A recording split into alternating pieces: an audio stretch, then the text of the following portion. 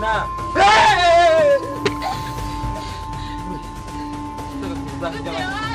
Watu! Jamani, Jamani watu!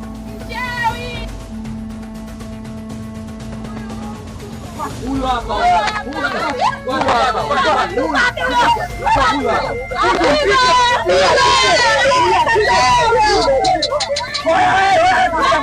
Ngoja bwana, ngoja. Afanye kama vipi akaitoshe.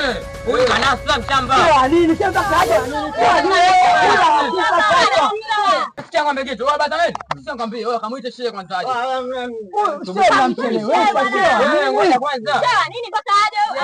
Yaani ndio maana nafanya biashara ya sio. Nikiwa ninachofanya mimi siendelee. Mambo yenyewe kumbe ndio haya. Jamani. Mbona bwana ni kitu chake. Hapa atiatia uma. Acha aibu bwana. Wewe, yaani mimi mtani wangu mimi ninge kuchinja pia kula nyama. Yaani Mungu shamba. Huyu hapa jamani, huyu hapa shehe.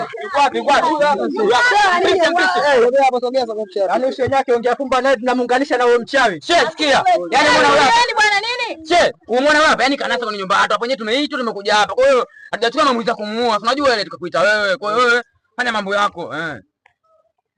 Assalamu alaikum warahmatullah.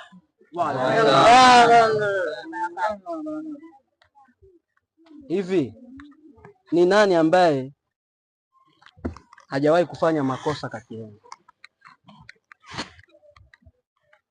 Naomba kujua kati yenu ni nani ambaye hajawahi kufanya makosa. Najua kwamba huu ni mwezi mtukufu wa Ramadhani, lakini bado watu wengine wanafanya hivi vitu, haviwezi vikaisha.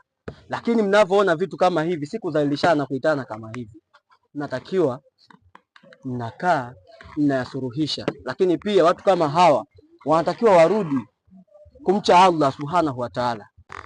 Kama hujawahi kufanya makosa, basi mchome panga. Shehe, sikia na maana katika maamuzi ya kukuita wewe, sio tungemkata tungemla nyama. Basi hakuna shida. Wacha tu mnasue, mambo mengine yaendelee.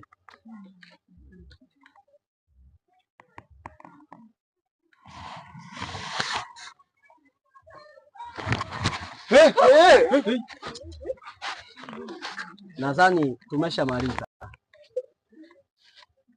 Hadha, salamu alaikum warahmatullahi wabarakatuh.